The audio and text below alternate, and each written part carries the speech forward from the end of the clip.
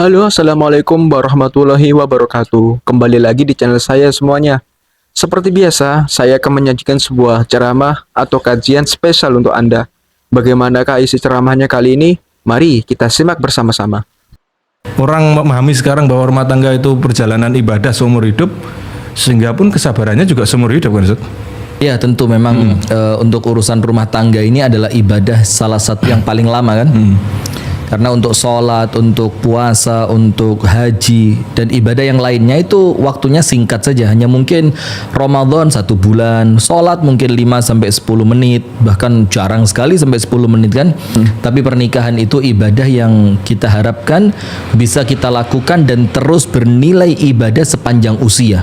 Mulai kita mengucapkan ijab qabul sampai kelak kita meninggal dunia tentu dengan izin dan pertolongan dari Allah. Maka tentu persiapannya juga harus matang.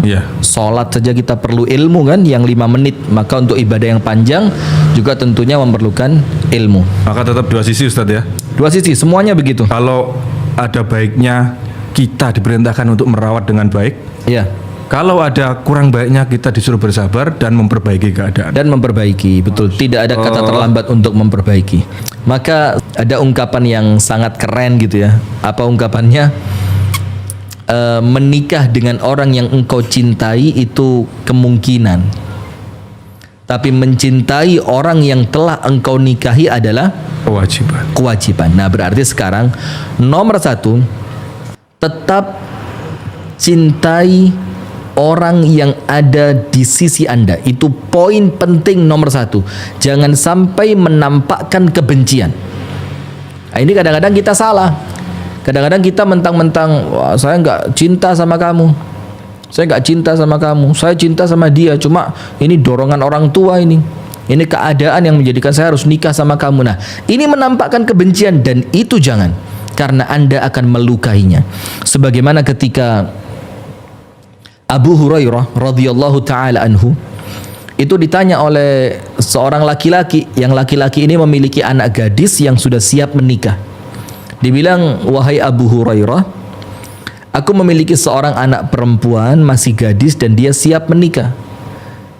Fa ila man uzawwijuha, kepada siapa aku harus menikahkannya? Artinya aku harus cari mantu laki-laki semacam apa? Kata Abu Hurairah radhiyallahu taala anhu, kriterianya mudah sekali, nggak harus tingginya sekian, berat badan sekian, pekerjaannya ini, kulitnya seperti ini. Apa kata Abu Hurairah? Zawwijha at-taqi, nikahkan anak gadismu dengan seorang laki-laki yang kriterianya hanya satu. Apa itu? Dia orang yang bertakwa. Dia orang yang bertakwa. Kenapa harus dinikahkan anak gadis kita dengan orang yang bertakwa? Dikatakan oleh Abu Hurairah, ketika dia mencintai putrimu, maka dia akan memuliakan putrimu. Tapi ketika ternyata dia tidak mencintai putrimu, apa yang terjadi? La yazlimuha, minimal orang yang bertakwa tidak akan berani zalim kepada anak perempuanmu.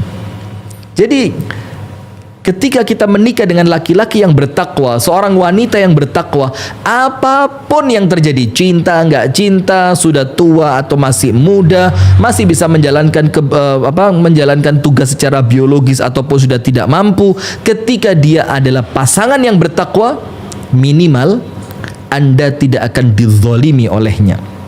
Nah, maka sikap yang pertama ketika Anda menikah dengan orang yang tidak Anda cintai, atau cintaku milikmu, ragaku miliknya, seperti itu. Nah maka minimal nomor 1, jangan tampakkan kebencian kepada orang yang saat ini ada di samping Anda dan hidup bersama Anda dan dia menjadi pasangan hidup Anda.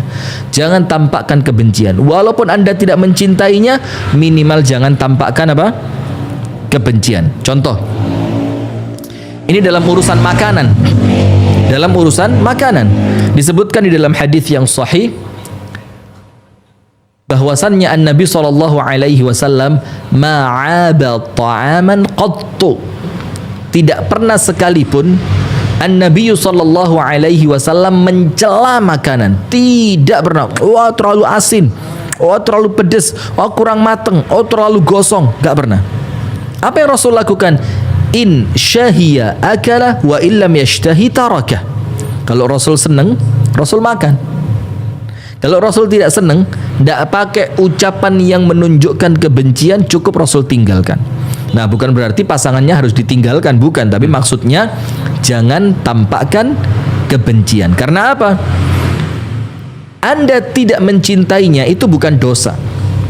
Karena cinta itu tadi anugerah. Tapi Anda menzoliminya itu dosa. Anda membencinya itu dosa. Karena dia boleh jadi ibu dari anak-anak Anda. Dia boleh jadi ayah dari anak-anak Anda. Dia boleh jadi yang merawat Anda ketika Anda sakit.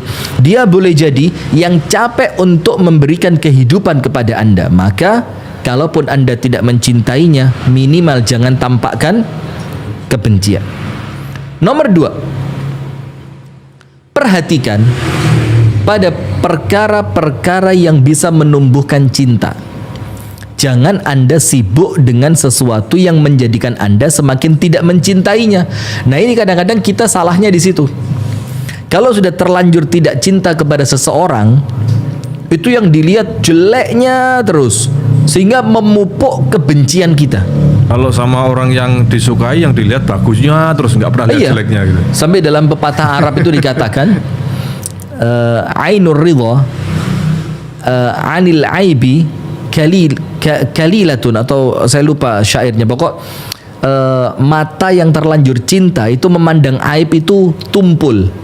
Jadi mata ini nggak tajam ngelihat aib. Jadi seakan-akan itu bukan aib, kebaikan terus yang dilihat ketika Anda cinta.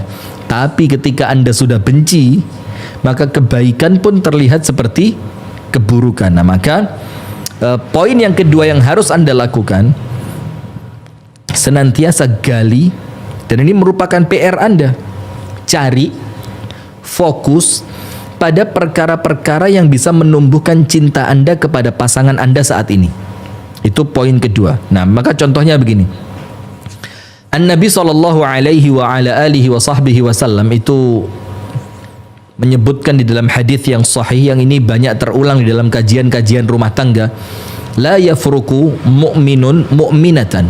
Tidak boleh seorang suami yang beriman membenci istrinya yang beriman. Tidak boleh. Kenapa? In sakhita minha khuluqan radhiya minha akhar. Ketika dia tidak mencintai satu sisi dari istrinya, dia akan mendapati banyak perkara lain yang bisa dia cintai dari istrinya atau dari suaminya. Nah, maksudnya di sini apa? Rasulullah mengajarkan kepada kita untuk senantiasa mencari nilai-nilai positif dari pasangan kita, yang dari nilai-nilai positif itu akan memunculkan kecintaan kita kepadanya. Itu poin kedua. Jadi terus gali. Oh, mungkin dia sama anak-anak saya begitu perhatian. Oh, mungkin dia dengan ibu saya cocok. Oh, dia dengan keluarga saya baik. Oh, dia itu walaupun saya tidak mencintainya, tapi dia kepada saya begitu perhatian.